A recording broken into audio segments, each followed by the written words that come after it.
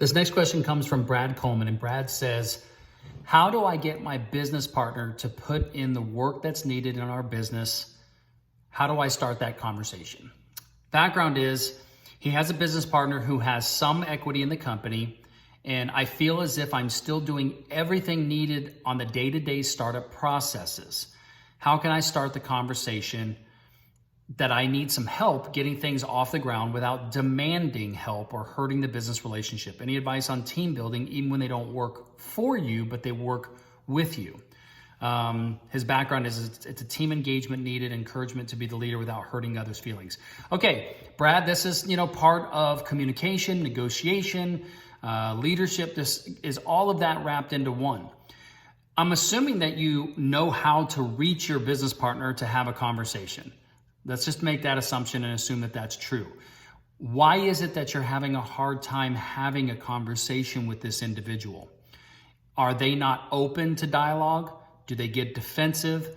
I would need to understand why you're having a difficult time even having the conversation with somebody who is a business partner in your business. And of course, they're a business partner, I would assume, because they want that business to succeed. Now, listen, I've talked about this in previous questions about the roles that are being played in a partnership when going into business with somebody. Just because someone is a business partner doesn't mean that they're required to do any work in the company. When I own shares of a corporation or I own membership interest in an LLC, unless it says so in my operating agreement, I'm not required to do any work. I'm not an employee of that company. I was given shares or membership in that LLC for some specific thing that I put in, whether it was money or maybe I put it together a little bit of sweat equity. But when I'm a partner and I own shares, I don't have to do any work. Employees do work, not shareholders and members of an LLC, not board of director members. Employees do work in a company. And that's why it's really important when we go into business with somebody that we are very clear on what's expected of that person on an ongoing basis as it relates to duties and activities that need to be done by that person.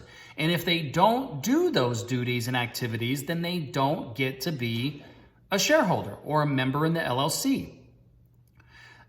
I would urge you to revisit your original agreement with this person and examine whether or not there were clear-cut strategies and conversation and legal documentation and language in the operating agreement that specifies what role each of you were going to play and what you got out of it and what happens if you don't play that role.